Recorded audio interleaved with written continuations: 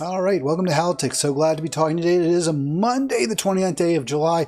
And Arlen, great to see you again. How long has it been? Has it been 3 weeks? Is that right? 3 weeks. I think so. Yeah, and I haven't even looked at the news in the 3 weeks. Has anything happened in the last 3 weeks? Well, you must have looked at something because you posted at the Big Picture Report. Now, by the way, we promoted you. You're now thought leader pundit. First you were a pundit, then you were thought leader. And based on our conversation yesterday, my sense was you like both thought leader and pundit in your little name tag on the screen. My memory is that it started out as political pundit / thought leader. You may have changed it since then, but that's the way we started. Well, any combination are fine. You don't only opine on politics, mostly, but not exclusively. And also, it would be a lot of words on the screen if we added political pundit. So we're going to ask this question. I'm going to ask the question, how much worse is he? You actually like Kamala Harris. I don't know that you love her, but you've said some pretty nice things about her over the years, and certainly recently. You're all in for Kamala Harris. We're going to get into a lot of different issues relating to her candidacy with Arlen. But for me, the question has been, and by the way, let me just turn my light on, folks. There you go. You can see me a little bit better there. For me, the question is there enough of a difference between the two candidates for me to vote for Kamala Harris? I've already endorsed. Well, I'm sorry. Go ahead, Arlen. I apologize. Yeah, I think it's a very wide difference. Well, you do. I know. But for me, the issues that matter are the existential ones that we are facing right now: genocide by Israel in Gaza, endless war, possibly a hot war ultimately with Russia, and the climate catastrophe, ecocide. I haven't really, certainly I think Joe Biden was bad on all three of those issues. I'm hoping Harris is better. If you read the tea leaves, you might conclude she is. We're going to talk about that, Arlen. Arlen, yes, you like her a lot better. I've linked to his latest article, which is what Kamala will lead a sweep. Was that it? Something like that? Did I get that right, Arlen? Yeah, that was right after Joe Biden stepped down and Kamala came on. And I said it's entirely possible that she could really perk up the party to the extent that the enthusiasm would be enough to sweep the election. And I think that's pretty prescient at the moment because she's going up in the polls, and there is a possibility. There's certainly an enthusiasm is out there. So I think there is a possibility that the Democrats could actually sweep. Well, I'm with you, Arlen. I'm actually somewhat surprised at how well Harris is doing in the polls. Well, it shows the latest polls, too. And it's not just a snapshot of the entire nation, but in those all-important purple states, swing states, deciding states, whatever you want to call them, Harris is doing much, much better than Joe Biden. And it seems like she's at least drawn even, I'd say she's even right now in those all-important swing states. It's pretty amazing. She may be trending up. We'll see. Before we get to any of that, I've really centered the Palestinian people who are subject to genocide right now. I'm going to do something a little different today. First time in months. I'm not going to back away from centering victims of violence, but the story of Sonya Massey, have you followed that at all, Arlen? I did kind of billboard that I was going to discuss it to start out. So this is a horrible, horrible story. You can see there, I hope you can see on the screen, this is from the body cam of one of these two officers. I believe this is in Illinois. Sonya Massey, a relatively young woman, young compared to me. She called the police. She reported her concern about a prowler in the area. It escalated, and you can see, I'm not going to show the video. To me, it's a snuff film. I just don't want to show that. They're easy to find. But here are some images, and you can see the officer. He escalates it there. He starts cursing at her. And I'm going to keep showing you these slides. And there, he pulls his weapon on her. She says, okay, I'm sorry. He seemed all upset. There were two officers. This cop seems all upset because she's near a boiling pot of hot water. Well, obviously, if it's boiling, it's hot. He says, drop the effing pot. He's got to use it. He's yelling at her on the video. She's scared. She ducks down. You can see her duck her head. She then gets out of sight, and then you can hear the guns firing at her. The bullets, one of them hit her right next to her eye. She was probably dead on impact. Yeah, it's a murder. It's flat out murder, Arlen. I mean, I don't know what else to say. Well, you're right. It is murder. It's horrible. But the good part is that he's being held accountable for it. From what I can tell, he's going to have to face some serious charges. And at least they're not saying, oh, he's innocent and and all that stuff. But the body cam images are proof that he just went wild. He just went out of control and killed her unnecessarily. And this was a bad cop. This was a guy, and I say bad, he had other problems. He had been speeding, driving 120 miles per hour after being told to stop a chase. He had been had serious issues in the military. It was reported that by the police force there in Sangamon, I think it's Sangamon County, Illinois, if I got that right. Maybe it's Michigan. I apologize for that error issue. That he had been honorably discharged or had a general honorable discharge, but he was discharged after serious problems, intoxication in the military, not following orders. He never should have been a police officer. His actions were so wrong, so misguided. He escalated at every moment, could have backed away. You can see from the camera there, she did not pose a danger. Yes, boiling water can be dangerous, of course, but just step back, just move away, step out, which he wasn't in the danger scene, and then she's ducking down. It's cold. It really is. I don't know if I'd say it's first degree murder, but it sure seems like second degree murder. This guy did everything wrong and was spoiling to kill that woman, Arlen. So I just a couple thoughts. Yes, the police force responded appropriately. He was arrested. He was immediately discharged. He was arrested on murder charges. He's been indicted. One thing that I just want to throw out there that very much upset me, the police union is defending him. The police union has called for him to be reinstated and has said that he was wrongfully discharged. I think there's a point where unions have to step back and say, you know what? You're making the entire profession look awful. You committed the worst crime. You committed a capital offense. We can't defend you. Yeah, absolutely. All this is so predictable, and we know there are cops out there like that who will automatically, if the person they're confronting is black, they're going to be readily more able or want to shoot their gun and kill them. I mean, that's all over the country. Unfortunately, there are those people, not the majority of cops, of course, but there are those people out there, and hopefully they can be weeded out.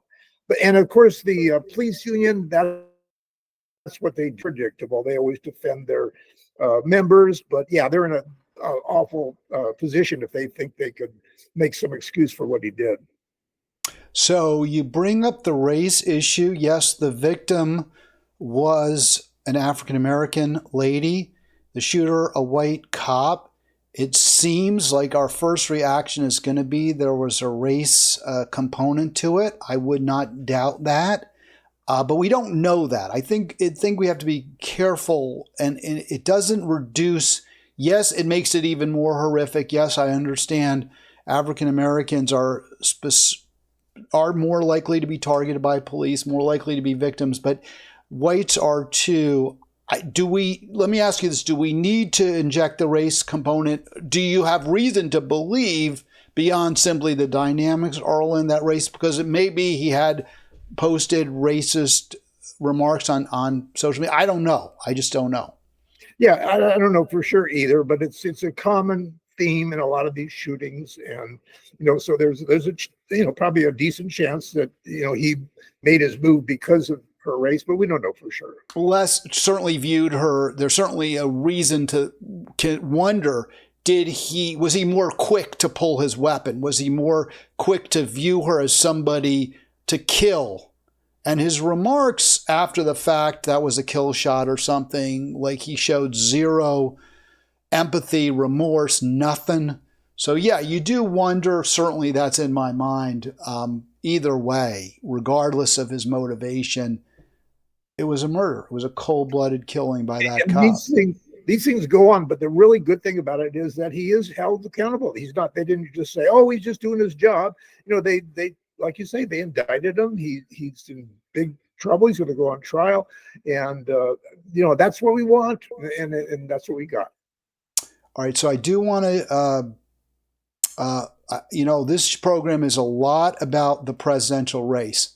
So I'm not spoken well of Kamala Harris. I have many issues with her record, but she has acquitted herself, I think, admirably here, Arlen, on Friday afternoon. By the way, I want to apologize to viewers for not having talked about this story earlier. It occurred in early July. It kind of became a story while I was away, and I wasn't, you know, I kind of missed it. That's the bottom line. My wife mentioned it to me, but it didn't really click until the video came out, which was, I believe, it was actually last week, and then I learned of it.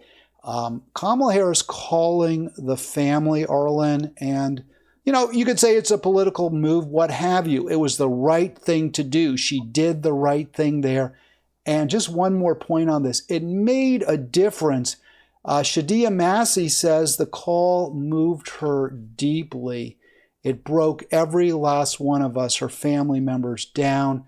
This one meant the world. So I'm not a big believer in symbolism. I care about policy more than everything, virtually to the exclusion of everything else. But she did the right thing. She was a comforter in chief, Arlen. I give her credit. I give Kamala Harris, you know, props for this. You know, there's another issue that kind of related to this, and that is there's one point they have Kamala Harris on videos saying she wants to defund the police. So, you know, that of course is, you know, political, that gives her a lot of political problems right there, unless she's able to explain, you know, that was back then, that was right after that Floyd incident. And, you know, it depends how she defends it, but they're going to bring it up. You know, I'm surprised that she ever did say that, because maybe it was with regard to federal police, because she was a cop. Her record in San Francisco, in California, was a pro-police prosecutor. There have been a number of stories written about her where she fought against what seemed to be reasonable defense motions, fought against efforts to rein in the police, to depopulate the prisons. I've mentioned I have a lot of issues with her record. Here she's doing the right thing, and I applaud that. But I'm surprised here she ever really was part of the Black Lives Matter call to defund police. Yeah, I think that was right after the Floyd shooting or killing, and that, and then, you know, things were a little bit different. Everybody saw how horrible that was and how bad the police are. And, you know, that was, then things changed afterwards. But at that time, you know, people were upset with the police. Arlen, you mentioned something I wanted to piggyback on, and that is that we know just how horrific this murder was by virtue of the body cam. And I think that's exactly right. And I wanted to bring that up because, well, first of all, Harris has been a big proponent of body cameras. There's controversy. They're expensive. I heard Brianna Joy Gray, who's my favorite podcaster besides, well, one other podcaster who we don't have to mention. But she was talking with a guest who said those body cams don't really help, that there have been more police shootings since they've been in widespread use. This is an example, I think you cannot argue, that really lays it very, very cleanly out. And we all know what happened because of that body camera. And it was a good thing that it was on, and we have it. Yeah, we definitely have to have body cams. Otherwise, we wouldn't be able to, you know what's going on and enable, you know, in order to investigate what seems like serious problems with police. So, you know, there are problems with them perhaps, but I think they're absolutely necessary. Otherwise, you know, we can't really decide. We won't really know what's going on unless we see it ourselves. It's so hard to convict police officers. Juries are and I understand it. They view the police as protectors. even the victim here, she had called the police. She was afraid of a crime being committed. And, you know, the issue with defund the police, they never were saying we don't want any police. They were saying we want money going to community policing, to community services, to mental health, to all sorts of other non-escalatory ways of solving disputes, which I 100% agree with. And I think most people, they just want to feel safe, both from crime, criminals, but also from criminal police. And obviously this is a case where that didn't happen. Yeah, that recording, you know, the Republicans can make a big deal about it. I just don't know what happened afterwards. If she changed her mind and said something different, I don't know how she responded to it. But the initial, you know, video that says, "Hey, you know, I want to defund the police," that, you know, that could hurt her if the Republicans exploit it, and they probably will.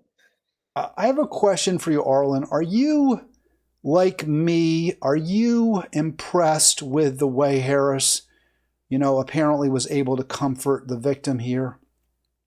Well, I don't think much of those things, Hal. I think even Trump does things like that. It's obviously helps politically. Now, she may have been, you know, personally done it, you know, because she felt like it. I'm not doubting that, but I'm just saying those things happen, and often their advisors tell them, talk to these people. So it doesn't impress me.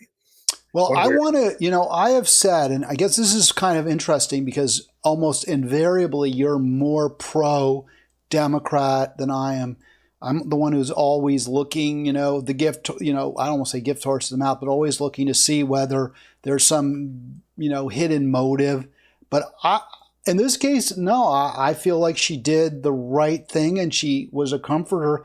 And you mentioned Trump, Trump doing exactly the wrong thing, Arlen, calling on Saturday for, I guess, complete police immunity. I don't know whether he was, this is a post here, this was on tweet, I'm giving federal immunity to police officers. I actually have the video, but I don't need to play it. This was posted on Twitter he said this on July 27th. He said this a number of times. You know, even if it wasn't in response to the Sheila Massey shooting, Sonya Massey, I'm sorry, not Sheila, Sonya Massey, even if it wasn't in response to the Sonya Massey killing, murder, can you, for one moment, maybe step back and think of, you know, someone other than your base and your own, you know, violent, aggressive police fantasies? So I think this is an area where you see a real distinction between the two candidates, Arlen, and it redounds to the benefit of Harris. Yeah. You know, frankly, Hal, I don't honestly pay that much attention to what Donald Trump says, because I know it's usually a lie and he doesn't always follow through on it. And, you know, it's just something that he likes to just say anything and everything. And, you know, but I think what really is important is who are going to be his advisors, who are the ones that are going to be, you know, putting in play his policies. And that's, of course, where you come up with Project 2025, if you want to discuss that at some point.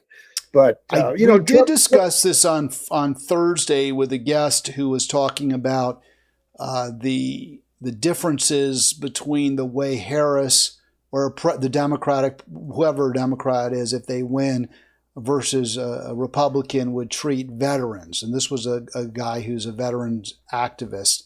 And he said, you know, Project 2025 clearly shows a preference to cut back on benefits for veterans and to provide less in terms of health care services. So I really hadn't prepared 2025. Maybe we can talk about that another yeah, program. there's all kinds of horrible things in 2025 that will just, you know, change the government completely and give the executive branch a lot more power. And, you know, it's horrible. And, you know, Trump, those are Trump's advisors, the ones who, you know, put that together. The forward is by J.D. Vance. I mean, you know, Trump will say, "Oh, I don't know anything about it," but you know, these are his people that did this, and he very much knows about it. All right. Well, you brought this up, Arlen, so let me entertain this for a moment, is there a particular, because rather than the generalities, is there a particular provision in the project that you feel is especially pernicious? Well, there's a number of things. I just have this article here that quotes Steve Bannon saying Project 25 would take apart the administrative state brick by brick, as he brandished a copy of the report. So, they really want to change the government completely. And let me give you some examples if I could find them. Well, it's okay, because I didn't. Well, yeah, give us one. Sure. Go ahead. I'm sorry. Okay. Here's one. He wants to, or the Project 2025 wants to disband the Commerce and Education departments, rejecting the idea of abortion as healthcare, and shredding climate protections. And he calls out the National Oceanic and Atmosphere Administration, which includes the National Weather Service, as one of the main drivers of the climate change alarm industry. And anyway, so that just gives you. No, I mean, look, they're very extreme. To me, the problem I have with using ecocide as an issue for the Democrats is that they're also terrible on that issue. That they've also, I mean, is it better to have somebody who acknowledges the fact of the climate catastrophe but doesn't rein in the oil companies and doesn't, rein in the fossil fuel industry in general? I mean, that's my issue there. I mean, I don't know that Democrats are better. Yeah, the Democrats are better. They recognize the situation. They can't do enough because they don't have the option of doing a lot because they're going to be pushed back by the Republicans. So they've done Arlen, that's not right. I mean, a lot of things Democrats have done have made it worse. Biden could have simply said, we're not going to approve any more drilling permits. Every single one we're going to reject. And if they're going to appeal it, let them appeal. They can keep appealing. We're going to fight every single one. If I have to pack the courts, there's a lot Biden could have done. He could have said we need a fossil fuels tax. He could have demanded that the Congress raise taxes on fossil fuels. He would have had a lot of support in Congress if he had specifically identified. There would have been a lot of pushback, but he could have said that. He could have pushed for it. The free trade deals that Democrats have championed have been terrible for the environment. The wars that we support have been terrible for the environment. There are many areas where the Democrats have completely fallen down on the job when it comes to the climate. Well, Hal, we've often discussed this, and I agree with you. Biden is way too moderate. It's not progressive enough. It's not doing what he should be doing, what he should have been doing. And I'm hoping that Kamala Harris will, maybe make things a little bit better, but at least they acknowledge there is a climate problem and they acknowledge the cause of it. And they've done little things, not enough, but at least, the Republicans are going to do the exact opposite. They're going to say it's a hoax. There's nothing behind it at all. So that is a lot worse. Well, I don't know. Is it? Look, we'll just have to agree to disagree. Again, I care about policy. I care about making lives better. I care about addressing the existential threats that we face. I think both parties are generally complicit in making things worse and worse, at least since Reagan became president, if not before. I give Harris props for her call to the Massey family because it apparently did make a real difference. And if I can be persuaded that she really will govern in a way that centers victims rather than the victimizers, priorities, then I would vote for her. But that's what I need to see. Not that she says the right thing on occasion, but that she actually does the right thing. Let's get to this. Go ahead. We don't know what she's going to do right now. I mean, she's, she hasn't been on her own, and now is her chance to be on her own away from Joe Biden and set her own policies. So we'll have to wait and see on that. I just haven't found anything that really discourages me about her, any real problems that I see. She could, do a lot of good things especially if she gets congressional support. If the Democrats manage to get both the Senate and the House, that could make a big difference. Well, I would agree if there was a commitment from her, if we had specific, statements by her that when elected or if elected, she is going to work with Congress to pass specific legislation that will do A, B, and C. I need a roadmap. And I'll give you a counter to that. You know, people say, well, we don't really know. She said a few things that make us think she cares about the Palestinians. She mentioned the word ceasefire before Biden did.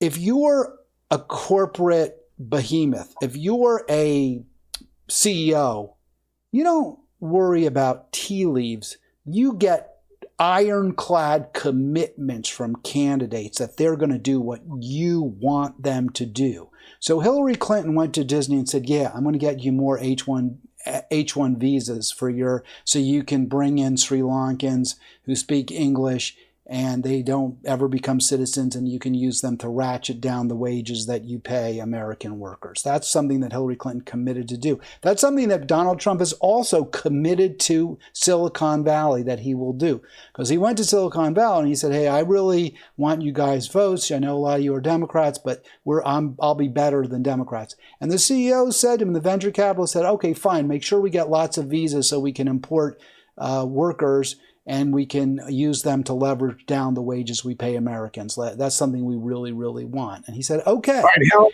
Hillary goes to Goldman Sachs and says, I'm not going to impose certain taxes. You don't have to worry. I'm going to tell you one thing, and I'm going to tell the American people something different. These politicians give absolute ironclad commitments. Kamala Harris even said, I'll always support Israel. So they give commitments to the bad people. What about us? Don't you demand? Why don't you demand commitments from politicians before you'll support them? All right, let me just say this, Hal. Let me remind you that Kamala Harris has only been away from the Biden administration for 1 week. She's only been on her own for 1 week. She can't, say all these terrific policy statements, right away. It's going to evolve over time, but I don't see anything that's really negative. And all U.S. Candidates and politicians will say they support Israel, but it's the after that, but that's important. Do we allow Israel to go hog wild crazy and kill civilians? And she said that she would. She said she'd always support Israel's right to defend itself no matter what. She said the United States always supports the existence of Israel, but she has criticized the Israeli government for what they've been doing in Gaza as far as their, So is Biden, but it's meaningless. It's meaningless as long as you keep sending them the weapons that they used to kill Palestinians with. It's meaningless. How, again, she's only been there 1 week on her own, okay? She's not Joe Biden. She has her own ideas, and we'll see what they are. All right, well, I'll play the video for you in a second, because this was in that couple of weeks since she. It's been only 1 week now. It's only been 1 week. I believe. When did she meet with Netanyahu? I guess last week, right? So let me see if I can get this. I'll play that for you. I just want to get the video. Oh my gosh, why can't? All right, so please do. We're going to try it one more time. Just get there. There it is. Subscribe now, please. I always have trouble with that subscribe now button. I don't know why it's always such a struggle. All right, let me just see if I can get the video where she makes it absolutely clear she's going to support Israel no matter what.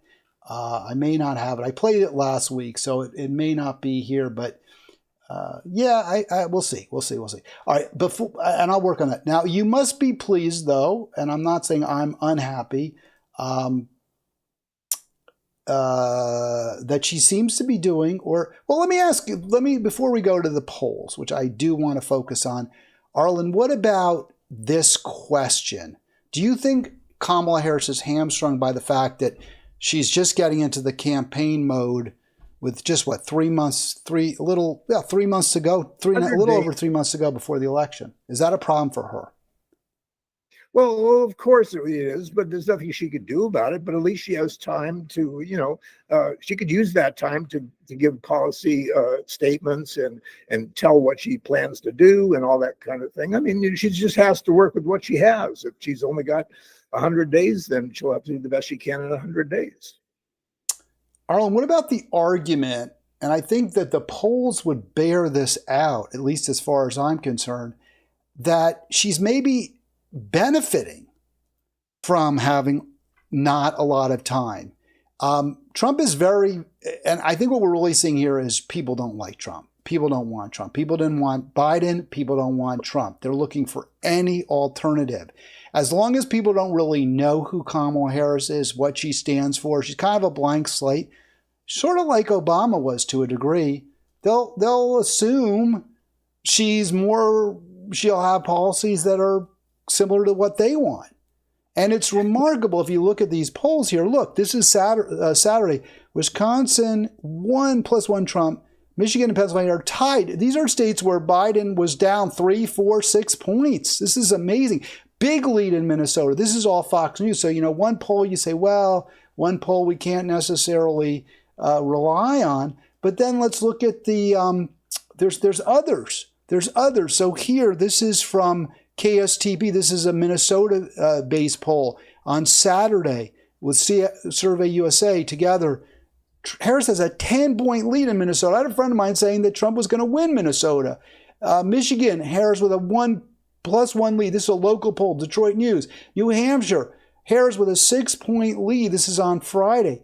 So maybe she benefits, right, Arlen, from people not knowing who she is and not having or not getting to know her and not having a lot of time to campaign. Well, that's probably true, Hal. I mean, she's come across as somebody who's, enthusiastic and ready to take on Trump and, saying all the right general things, but she's not, she's smart enough not to say things that might get her in trouble with the Republicans and with the voters. She's going to play it kind of close to the vest, I would guess, if she's smart up until the election. And she's exciting the party, and that's the big thing, that she's getting people excited and interested, and she's going to get people out to the polls who might ordinarily not do that, like minorities, young people, women. So, she's doing all the right things at the moment. And, if she's smart, she won't say anything extreme or something that'll get her in trouble, up to the day of the election. Well, Arlen, you're absolutely right. She is exciting people. I'm not sure I agree with your positive statements about her intelligence or any of that, but she is exciting people. Is it only because she's not Trump and she's not demented? I mean, is that enough? Because that's not what Joe Manchin said. It's not enough to just not be Trump. You think it is, I guess. Well, it makes a big difference because you have two old people that nobody really wanted to be running, and now you've got a younger person who's more exciting with newer ideas and all that. And I think that's what people want. They want to have a reason to not vote for Trump. At least some people, who are maybe independents or on the fence. So, she's got a lot going for her now because she's kind of a blank slate, but nobody can really pin anything bad on her at the moment, I don't think. Well, this is something I think is bad. This is when she's a candidate. This is after she was anointed by the Democrats to be the candidate. So I'll play this for you, and you tell me if you have a problem with this. Okay.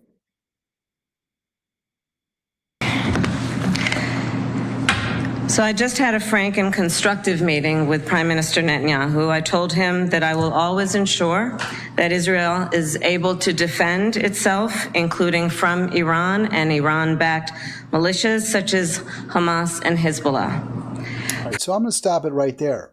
That's the first thing she says. Now, she gets into some other issues and she wants a ceasefire and all that, but I will always ensure that Israel has the means to defend itself. She is being unequivocal in her support, in her call to support Israel militarily.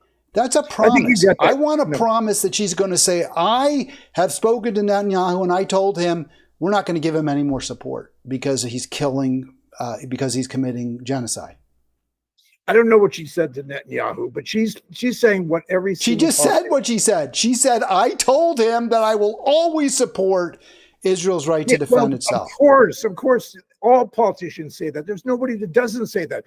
She says, I want to ensure that Israel's existence stays, where it is, and they're not going to be, run over by the Arabs and, destroying the country. We all, just about every American. But that's not the issue. The issue right now is that Israel is murdering Gazans at an unprecedented rate, that they're just simply killing people willy-nilly. They're committing atrocity after atrocity, mass graves, bombing civilians. That's the issue.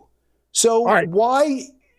And you're just going to say, well, she can't say that. Well, then I can't vote for somebody who can't call out a genocide. Well, I mean, because this is like, it would be this, it's the same morally as if FDR said, well, I had a constructive meeting with Chancellor Hitler, and I expressed my concerns about his treatment of the Jews, but we're always going to defend Germany from Russia. All right. Can I say something, Hal? That these are two different things you're talking about. All politicians, all American politicians want to ensure that Israel exists and they won't be run over by the Arabs. But the second part of it is policy. And she is not happy with what she said. She doesn't like what Netanyahu is doing. She's not happy with the way Israel is, doing their military stuff in Gaza. So she has problems with that. And they're two different things, Hal. One's existence and the other is policy. What is she going to do? What is she going to do? You can have all the problems in the world. If you're not going to do anything about it, it's meaningless. Well, we don't know yet. Only if you will take concrete action, and she doesn't commit to take any. The commitment is to Israel, not to stopping genocide. Let me remind you again how she's only been on her own for a week. Give her a little time to come up with a policy. I mean, give her a break. She just came out. This was during, okay. We know what? This is one of those areas where we're not going to agree. We're not going to. I will say, again, she's not as bad as Trump. That was the question. Is she, the question is, how much worse is he? Well, he's certainly worse when it comes to police violence. She did step up, but Brianna Joy Gray has real issues with her on police and her policing, but it's still not quite the same. All right, so I think, well, I don't know, where do we want to go? You had a lot of stories, Arlen. I'm so curious about all this. So let's get to, well, first of all, your email. This is a little unfair. I'm going to actually share an email you shared with me. I hope it doesn't get me in a lot of trouble, but I was curious. I saw this email and I made an assumption which was wrong. So I want to talk about this briefly. Hi, Hal. This is for today's program. I had to get in my car and drive 20 minutes to Castle and Corners. That's in Vermont, which is where Arlen is, to pick up a print version, but it was more than worth it. So all these goodies. We'll talk about the articles that you liked in there. But I mean, my first reaction was, wait, don't you have a computer? I know you do because we're talking. Can't you just call it up on your... I don't even read any hard paper anymore. We got the hard copy of the Washington Post. My wife points out an article to me. I just put it on my laptop. You like to actually get your hands dirty with the news ink. Is that right? That is right, because, I go back a long ways, Hal, back in the days when all we had were newspapers that you held in your hand. And I'm used to that. I was a journalism major in college, and, we didn't have the internet back then. When I was doing that. So I still prefer that. That's what I'm used to. I'm old school, I admit it. And it just feels better for me to hold it in my hands and read it that way. Just personal preference. I understand, in support of your personal preference, that when people read something that they're holding, like that's actually tangible rather than a screen, they retain the information better. I don't know if that's true. I've heard that. I don't know how accurate that is, but I believe it because I read so much online and I don't remember any of it. Yeah, and of course, that brings up another issue is the fate of print newspapers is just going downhill so fast. And we've talked about this, I think, that it's really bad for the country to not have, hometown newspapers that you could read and see, what your local government is doing and if they're, in some kind of trouble or anything. But nowadays, people cannot, a lot of towns just don't have newspapers anymore where they could do that. So it's bad for democracy, in my opinion. Of course, you drove 20 minutes to get the New York Times, Arlen, not the Castleton Corner Echo. Corners Echo. So, I mean, and I'm not saying that to put you on the spot, but I mean, why shouldn't you then So, like, for example, and I think you've mentioned this online, you don't subscribe to the Monterey Herald. Maybe you should, right? If you really want to support a local newspaper. Yeah, no, that's fine. But all you're going to get from the Herald is Associated Press stories, which is fine. But the main thing is that well, anyway, yeah. I mean, it's true. I think that's fair. That's a very fair point. I mean, the local newspapers really don't provide much local news anymore, right? I mean, it's kind of a chicken and an egg. Local people don't read local papers, and then local papers don't cover local news, and vice versa. You have to go some different places. In Monterey, they've got the Weekly, they've got some online news sources and all that.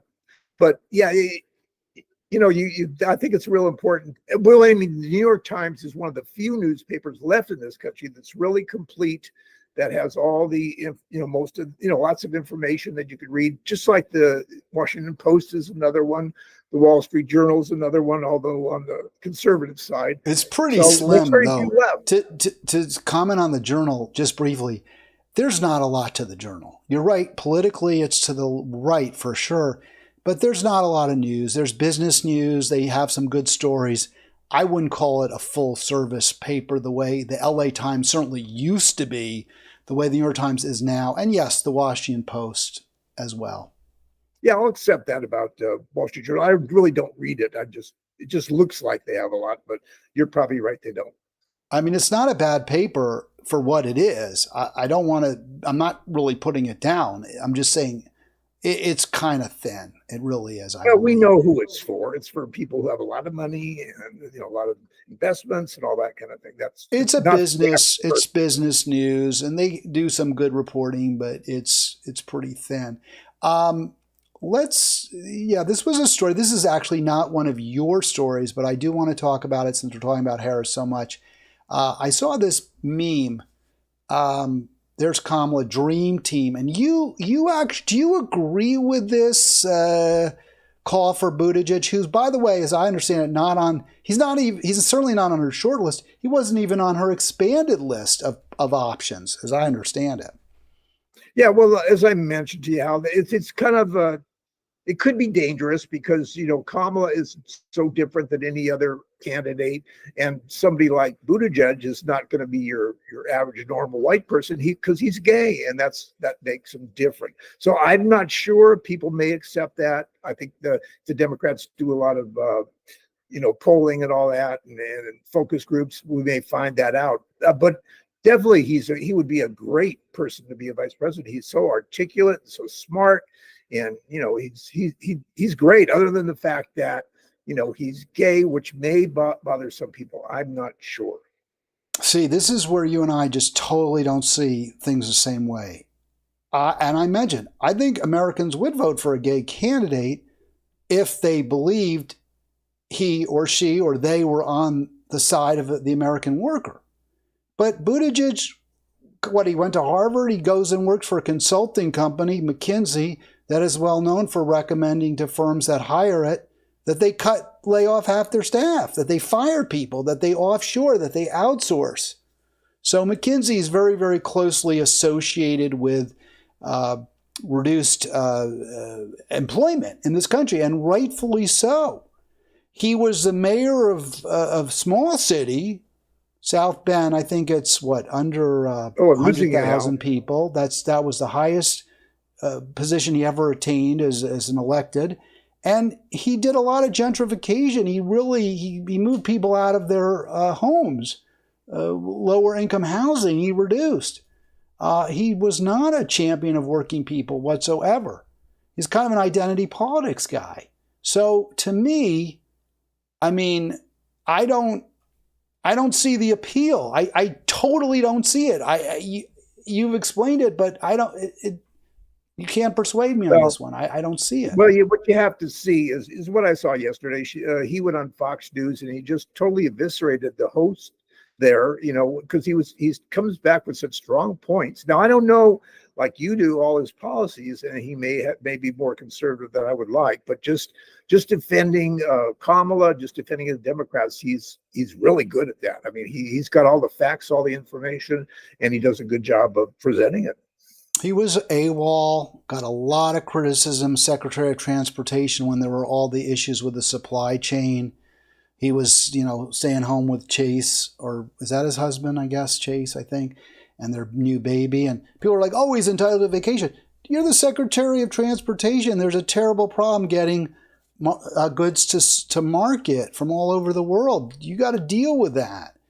That would not make him look good. And in any event, he's not on the list, so it doesn't really matter. But I just wanted to address it because it does seem that a lot of people do think he would be a good president. And to me, that's driven by the fact that he is pretty much a corporate shill. He's a corporate guy, and the media is corporate, and they like corporate people, and they like people who don't support workers.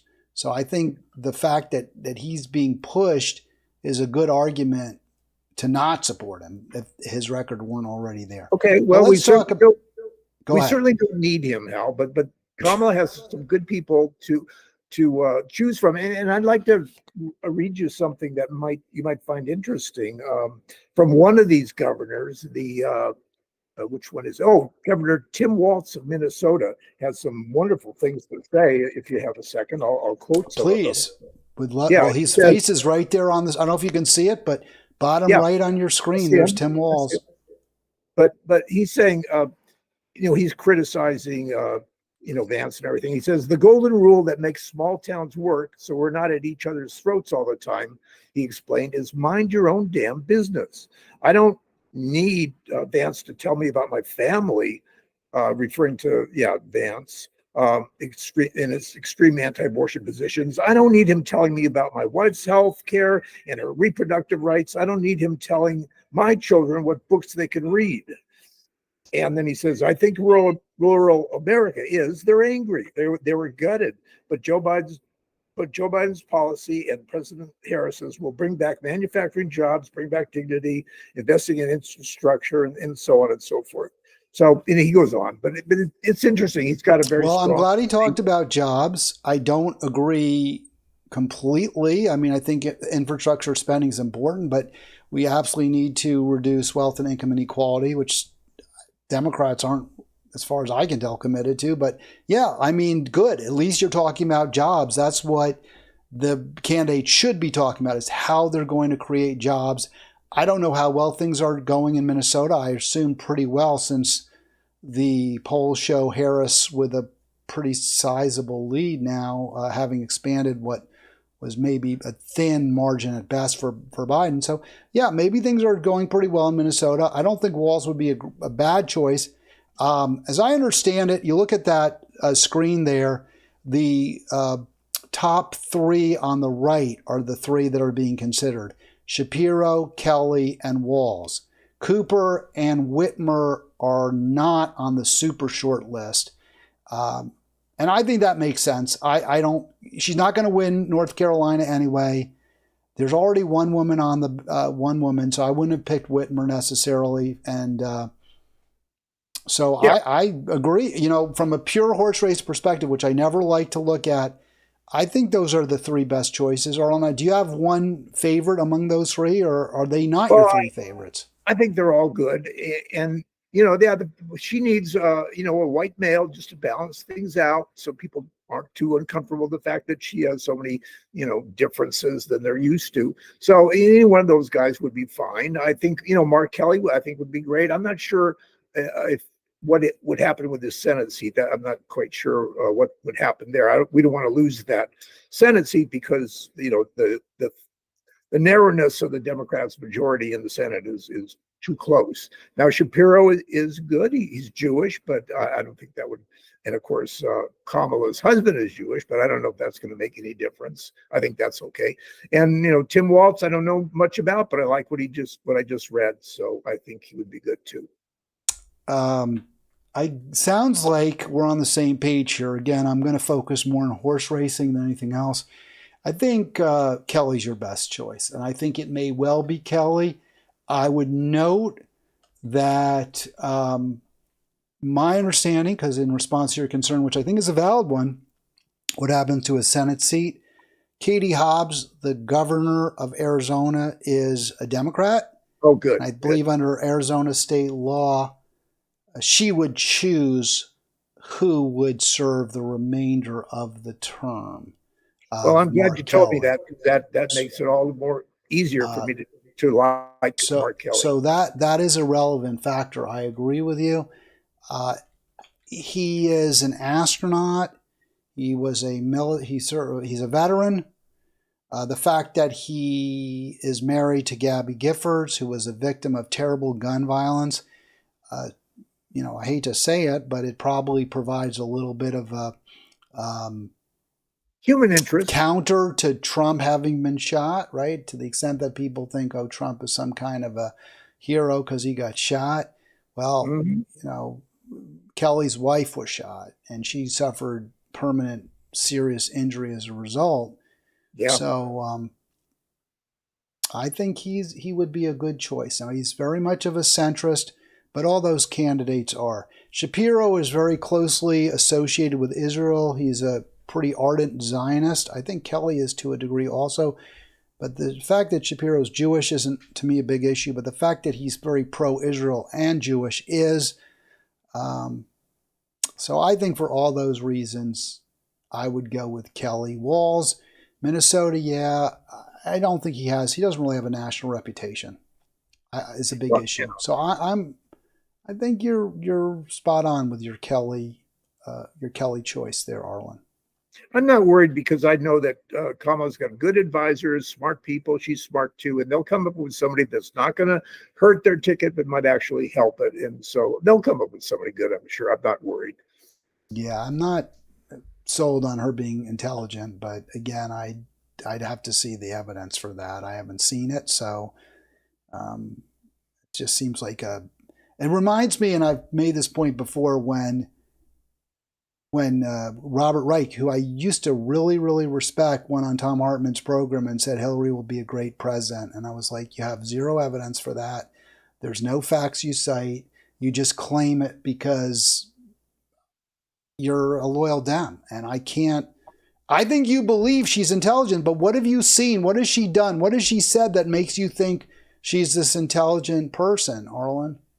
Well, first of all, her qualifications are very good. People say, "Oh, she's not really qualified," but she's been like attorney.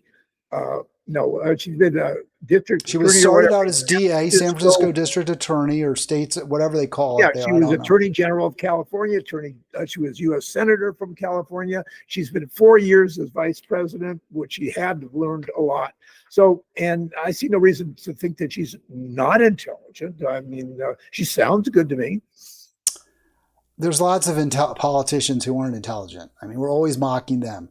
She got. But we know the Republican side.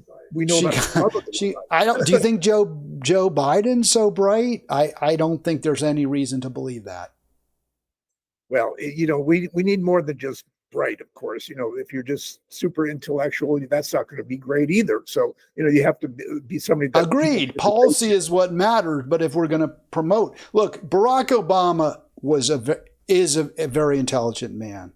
No question. I don't think he was a great president by any means, but it was nice to have someone who was, able to see problems well. I think Bill Clinton is very, very intelligent, but I think he was a bad president. So I agree with you. Being intelligent is,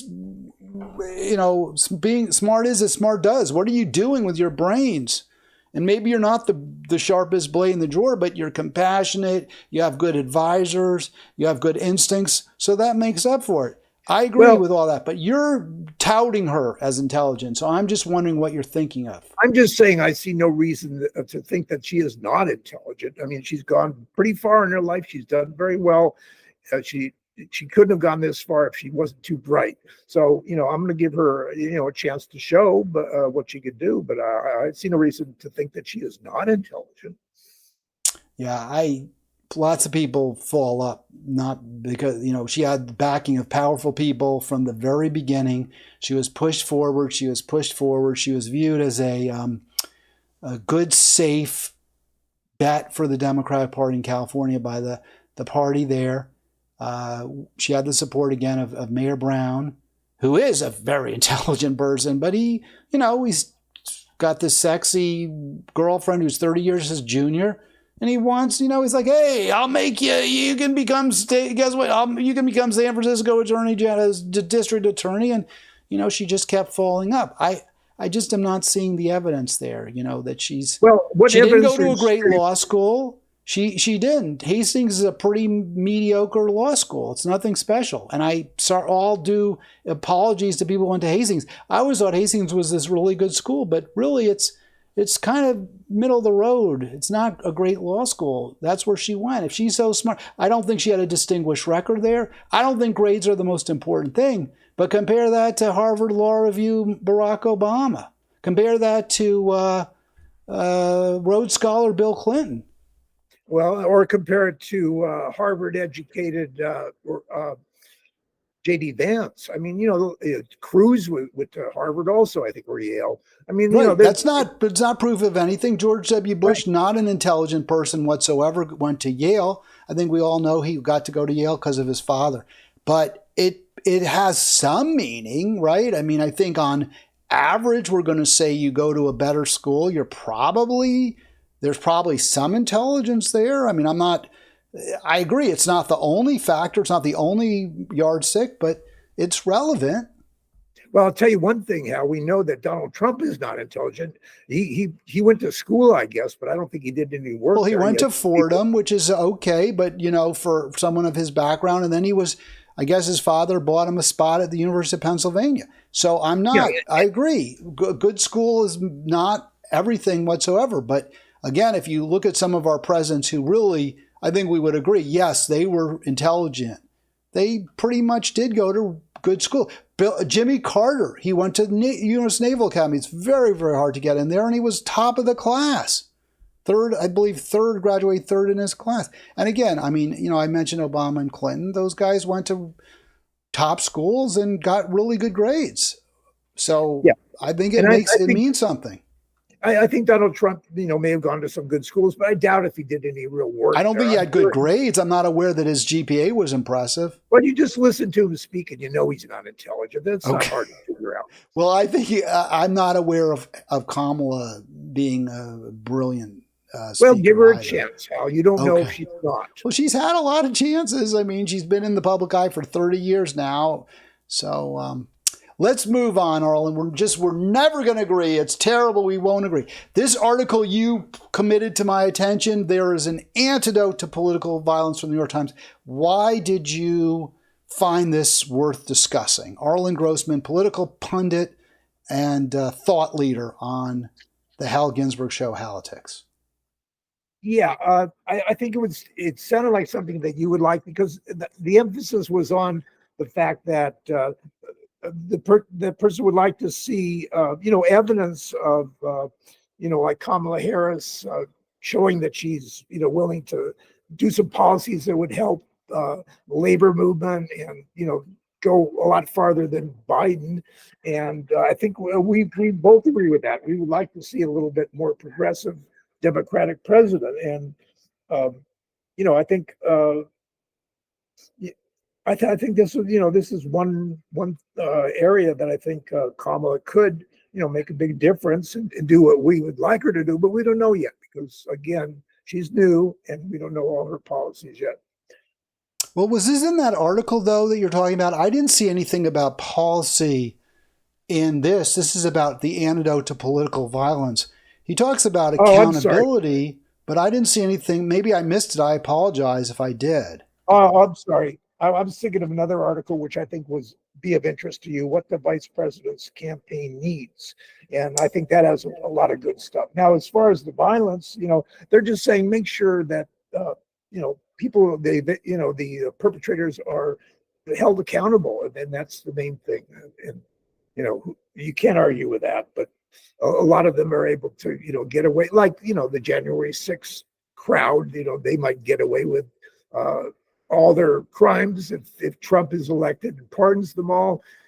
You got to hold these people accountable, just like Trump himself was never really held accountable for all his crimes. He's managed to, escape with the help of lawyers and judges and all that. So, that's you just gotta have to hold people accountable for any violent act that they pursue.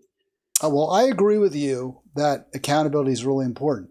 But what I found very frustrating in this article, and I find so frustrating in the New York Times especially, is they don't acknowledge the tremendous role that inequality, that ever widening gulf between a few haves and everyone else plays in this.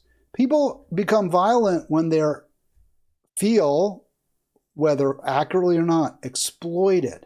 They feel that they're being taken advantage of. Or they can also be violent if they want to maintain a privileged status and something where they get to live better than everyone else. So a good example of that, obviously, slave owners defended their power with tremendous amount of violence. And you see this in Israel right now. The privileged position of the Israelis is being protected, I guess they view it that way, with a tremendous amount of violence. We see that in the United States with these cop cities popping up all over the place now, where we're spending millions of dollars. We're actually hiring Israeli police to come train American forces. This is all designed to have a Praetorian Guard that walls off the billionaire class from the angry, bitter, and violent, unwashed masses. It seems to me if you want to reduce violence in the end, what you do is you make sure that everyone has enough and no one has too much. We've gone in the complete opposite direction for 60 years, and we're seeing an ever more, or 50 years anyway, ever more violent society.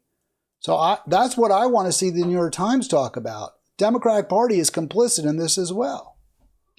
Yeah, Democrats have a lot of work to do, and that's why I hope, if you haven't read that one by Michael Sandel about what the vice president's campaign needs, I would suggest you do that, because he's saying what you're saying, that the Democrats have pretty much given up on the working class, and they need to get right back to that, where they have to get to the position where they are seen as supporting, working people, union people, and all that. Let me just can I give you a quote? Yeah, go ahead, Arlen. And actually, that was my issue too. And I wish I had seen that article. I apologize. That was my issue. You mentioned the Maureen Dowd piece and the Krugman piece about J.D. Vance, but what I found frustrating in both of those is they don't talk about his policies either. And that's not really, Maureen Dowd's more of a gossipy kind of, she talks, that's sort of her shtick, so that's fine. But Krugman has just, I think, absolutely failed when it comes to pushing truly progressive policies. Instead, it's all about, again, identity. It's all about, people saying stupid things, but not really about making a better, fairer, juster society. So that's why I had issues with these two articles. But I'll take them off screen. You tell me what was in the piece that I missed that I should have gotten out of it. Okay, here's one quote. By 2016, 4 decades of neoliberal government has created inequalities of income and wealth not seen since the 1920s. Labor unions were in decline. Workers received a smaller and smaller share of the profits they produced. So Mr. Trump's economic policies did little for working people, and Biden hasn't done that either, because he's not a radical. So this particular is saying, let's see if I can find a summary here. But the real problem was more fundamental. Mr. Biden never really offered a broad governing vision, never explained how the policies he enacted added up to a new democratic project. Franklin Roosevelt understood the need to highlight the big picture. He persuaded the public that the agencies he created and policies he enacted offered the American people a way to check the corporate power. So, I think hopefully you get the idea that, he's disappointed in what Biden has done, and hoping, I guess, that Kamala Harris will, make a difference and start talking about these things in the sense that we could go back to when the Democratic Party used to be, which was for the working people, for unions, and they've gotten away from that. I don't know how we get the Democratic Party back to a place where it at least, well, let me say it, where it does frequently side with working people. I don't know how we get them to that place unless we're prepared to withhold our vote for Democrats. And that's something that sounds like you're not prepared to do. Well, and again, if they could somehow, the Democrats could sweep the Senate and the House, that'll give Kamala a chance to really do some different things and really make a difference. And there, Biden did some. But good what if things she too. doesn't? Obama had the House, the Senate. He really didn't do nearly enough when he had that power. And in many ways, he did the wrong things, with the free trade deals, this pivot to Afghanistan. He did not push for even a public option, which I know some people say there's no such thing. No, there could have been a public option. He could have said every single American can buy into Medicare. He could have pushed for that, even if Lieberman and whatever were saying no. He could have said, I'm going to campaign against them then. There were things Obama could have done and he didn't. So how do we hold Harris accountable? Well, we agree that Obama didn't do what he should have done, and Biden didn't do what he should have done. But I think we have to give Kamala a chance to show what she can do, because we don't know yet. And I'll give you that. I don't necessarily agree with you, but for the purpose of this conversation, but this is my question: how do we on the left, can we on the left in any way hold her accountable if she has an opportunity and she doesn't avail herself of it to make life better for poor, struggling, working Americans? Well, then we criticize her and we push her to do the right thing. I mean, just like any other politician. But we have to see what she really wants to do. And she's probably not going to be too extreme until the election is over. And then again, if the Democrats are able to hold the Congress and everything, that she could do a lot more than, a lot more than she's able to do right now. I don't think her record suggests she would govern from the left, but in fact, I would say it suggests the opposite. But, look, I think a lot of people thought FDR was going to be kind of an aristocrat, and he wasn't. So, people can surprise you. Maybe she will. That would be really, really nice. Before we go, Arlen, this I want to just highlight, because I remember you had a piece that you put on Daily Kos. They took it down. They didn't like you speculating, I guess, that Biden might have Parkinson's. They banned me completely. I can't post anything there. They won't let me post. I was really interested in this because you have, on this program, even said you believe there probably should be some ways that government can limit what's posted on social media. Does the fact that Kos just said, forget it, you can't post this here, which I think, by the way, they have the right to do. I'm not saying they don't. It's their site. They don't want your post there, fine. But does that cause you to question the value, the fact that you yourself had a piece that I presume you thought was good? You do think it's good? You think it was worth having? It was prescient? Maybe that is why he stepped down. He has some sort of condition. Yeah, do you feel like, well, maybe we should err on the side of letting everything out there? Or do you still feel, no, there's too much pro-right-wing propaganda. We need to figure out a way to keep that under wraps? I think the Daily Kos have some really good things. They're very progressive. They say a lot of good things. But the fact that you're banned from them and I can't post with them either, makes me wonder what are they doing over there? That doesn't make any sense. And I requested some help and information. And they you're frozen. Said they get back yet because you're frozen, man. We're having a little issue with your video there. I'm sorry. Let me see if I'm going to change the screen a little bit and see if we can get you back. Yeah, you're fading a little bit, but yeah, you said you requested help, and I guess they didn't. They don't offer any, right? I mean, it's just all electronic communication. Well, they say, hey, you can write your problem and we'll answer it, but they haven't yet come back with an answer yet. So, I'm still waiting. Yeah, I don't think the site has the kind of reach it once did. I think it has dropped a little bit, but you can post on the Big Picture Report and you can post on, other social media. I have real issues with censorship. To me, this is an issue. This would say to me, don't go to Coast, but every social media platform, they have a right to control their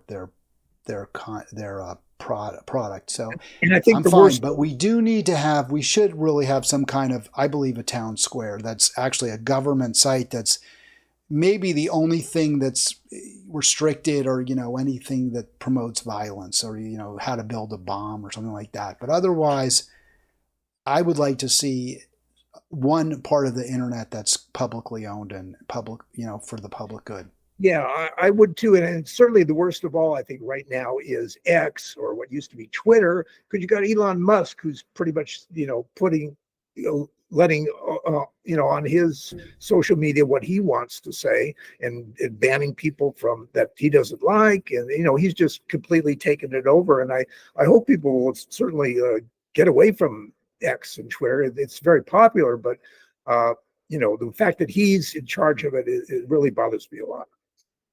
You're watching Halitics. We've gone over the hour. Arlen, thought leader, pundit, is with us, and he is a political pundit, but political is a long word, so I just shorten it to pundit. We've gone over the hour, but Arlen, if you can stick with me, I got another story. I kind of want you to weigh in on it, so I'm going to assume. Okay. Here you go. This sort of intrigued me. I'm always try to bring in this, and I mentioned pundit, but not necessarily political pundit. So how about this story? I don't know if you can see that. D.C. is seeing more divorces and custody battles over politics. People take this stuff. Do we take it too seriously? Well, as we both know, and everybody knows, the country's very divided right now, and so it would be natural, I think, that would extend to marriages and relatives and all that.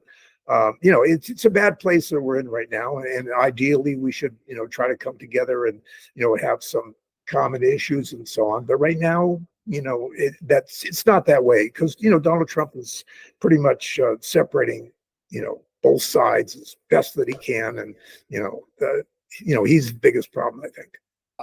I think that statement just now was a statement that divides people, whether you put it all on Trump and I guess presumably his supporters. The Democrats aren't in any way responsible. But the article says it's both sides, that there are plenty of Democratic